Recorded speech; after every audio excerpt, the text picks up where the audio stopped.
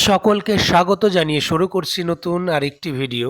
এই ভিডিওটিতে প্রাথমিক শিক্ষক নিয়োগ 2025 যার শূন্যপদ ছিল 13,421, যার ইন্টারভিউ অলরেডি চলছে। তো এই নিয়োগ সংক্রান্ত বেশ কিছু তথ্য আমি আলোচনা করতে চলেছি। কাজেই যে সকল প্রার্থীরা এই নিয়োগে অংশগ্রহণ করেছো, আবেদন করেছো, সকলেই ভিডিওটি শেষ পর্যন্ত দেখবে। আর সাবস্ক্রাইব যদি না করে থাকো আমার এই চ্যানেলটিকে সাবস্ক্রাইব করবে। তো 1 নম্বর পয়েন্টে আমি আলোচনা করব যে এই যে নিয়োগ 2025 13,421 শূন্যপদের ইন্টারভিউ চলছে বাংলা মিডিয়ামের। এবার যে বাংলা মিডিয়ামের যে জেলাগুলি হচ্ছে মূলত সেই সব জেলাগুলির প্রার্থীর সংখ্যা তুলনামূলকভাবে কম। অন্যান্য যে বাকি জেলাগুলি রয়েছে বাংলা মিডিয়ামের তার থেকে প্রার্থীর সংখ্যাটা কম, সেটা হোক। কিন্তু এর আগে আমরা একটা পজিটিভ খবর পেয়েছিলাম নিউজ চ্যানেলের মাধ্যমে। নিউজ চ্যানেলগুলো তারা প্রচার করছিল যে ভোটের আগে আগে নিয়োগটা হয়ে যেতে পারে।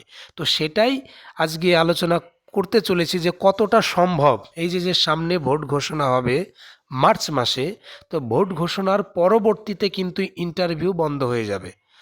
হয়তো মার্চ মাসটা কোনো রকমে চলবে ইন্টারভিউ প্রসেস, কিন্তু ভোটটা শুরু হওয়ার যখন শুরু হবে তখন থেকে কিন্তু ইন্টারভিউ প্রসেস বন্ধ হয়ে যাবে, আবার সরকার গঠন হয়ে যাওয়ার পরপর আবার চালু হবে। তো কোথাও না কোথাও এই যে একটা অল্প সময় রয়েছে ফেব্রুয়ারি আর মার্চ, এর মধ্যে তো বাকি জেলাগুলো সম্ভব নয়, কার্যত এমনই বোঝা যাচ্ছে যেটা। কারণ এই মুহূর্তে সম্ভব না। আর যদিও সম্ভব হয়, আমি ধরেই নিলাম যে 1 মাসের মধ্যে হয়ে গেল কমপ্লিট বাদবাকি জেলাগুলো। এবার দ্বিতীয় পয়েন্ট আমি রেখেছি যে যদি ইন্টারভিউ হয়ে যায় তাহলে মেধা তালিকা কবে আসবে। আমরা সকলে অবগত আছি যে বিগত যে নিয়োগগুলি হয়েছে, ইন্টারভিউ হয়ে যাবার পরের বোর্ডের তরফ থেকে কিছু ইন্টারনাল এমন কিছু ব্যাপার স্যাপার থাকে, সেখানে চেকিংয়ের ব্যাপার থাকে, সেখানে ভালো মতন চেকিং করা হয় ইন্টারভিউ হয়ে যাওয়ার পরেও। তো সেই চেকিংটাও কিন্তু না হলে 1 মাস সময় লাগবে ন্যূনতম। সেই চেকিংয়ের পরেই মেধা তালিকাটা আসে। তাহলে কোথাও না কোথাও এই যে নিয়োগ প্রক্রিয়াকে ঘিরে নতুনটা শোনা যাচ্ছিল, যেটা জল্পনা যে ভোটের আগে হয়ে যাবে, সেটা কোথাও না কোথাও দেখা যাচ্ছে যে একটু অসম্ভবের দিকেই যাচ্ছে।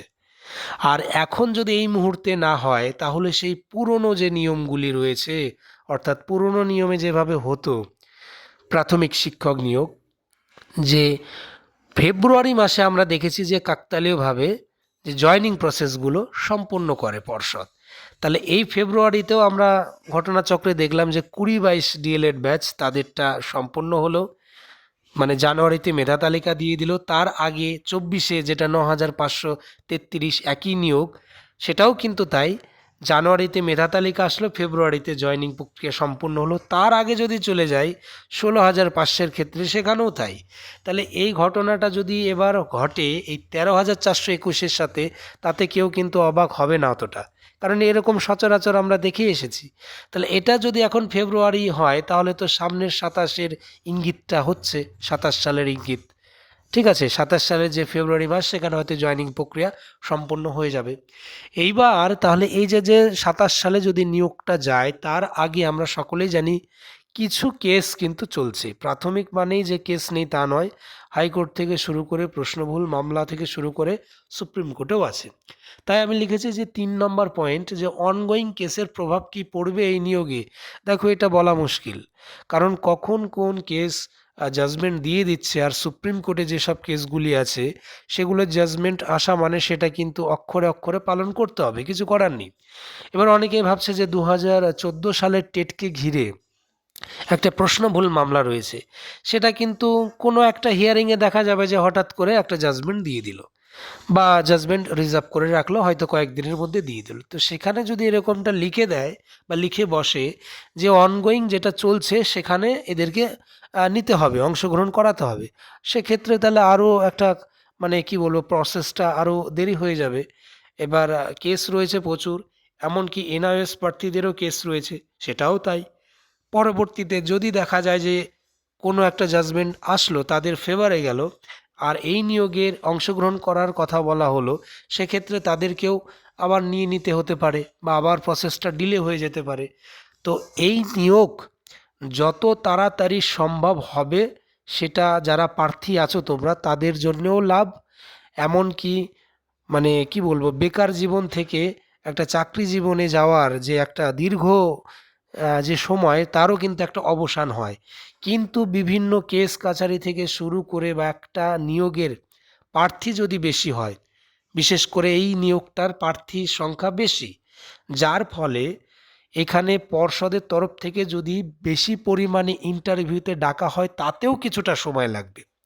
আর তারপরে সামনে রয়েছে ভোট, সেটা তো একটা বাধা সৃষ্টি করবে। আবারও বলছি, ভোট ঘোষণা হওয়ার পরেও হবে, কিন্তু ভোট যখন শুরু হয়ে যাবে তখন কিন্তু ভোট শুরু হওয়ার 5 দিন 7 দিন আগে ইন্টারভিউ কিন্তু স্টপ হয়ে যাবে। তাছাড়া ভোট ঘোষণা যেদিন করবে সেদিনই যে ইন্টারভিউ বন্ধ হয়ে যাবে ব্যাপারটা নয়। তার আগে যদি শিডিউল মেনে বিভিন্ন যে জেলাগুলি বাকি রয়েছে, বড় অংশের ইন্টারভিউ দিতে এখনও বাকি রয়েছে, তো তাদের ইন্টারভিউ নিতেই পারে। তাহলে সেক্ষেত্রে যদি প্রতিদিন 2 থেকে 2,500 বা 1,500 থেকে 2,000 ক্যান্ডিডেটকে যদি ডাকা হয়, তাহলে কিন্তু বেশি দিন লাগবে না। কিন্তু যেভাবে প্রসেসটা চলছে তাতে মনে হচ্ছে যেন ভোটের আগে কার্যত এটা অসম্ভব, এমনটা মনে হচ্ছে। কিন্তু যদি হয়ে যায় তো খুবই ভালো। এবার 4 নম্বর পয়েন্ট আসি, যেহেতু ইন্টারভিউ নিয়ে আলোচনা করছি, অনেকের ইন্টারভিউ বাকি আছে বা যারা অলরেডি ইন্টারভিউ দিয়ে এসেছো তারাও কিছুটা আন্দাজ করতে পারবে যে এবারের ইন্টারভিউর নম্বরটা কেমন দেয়া হচ্ছে। তো প্রথমেই বলি যে ইন্টারভিউ যদি ভালো হয়, এক কথায় তুমি নিজেও টের পেয়ে যাবে যে হ্যাঁ আমার ইন্টারভিউ ভালো হয়েছে, তাহলে সেখানে 10-এর মধ্যে 10ও তুমি পেতে পারো। আশ্চর্য হওয়ার কিছুই নেই। আগে যেমন কি করা হতো, একদম পুরনো নিয়োগে যখন 14 সালের টেট, যে 10 পেলেই তাকে সন্দেহের চোখে দেখতো যে 10-এ 10 কি করে পায়। অবশ্যই পেতে পারে, কারণ মার্কস যেহেতু 10 রয়েছে, সে যদি 10 পাবার মতন ইন্টারভিউ দেয় তাহলে সে 10-এ 10 পাবেই, এটাই মানে একটা বিষয়।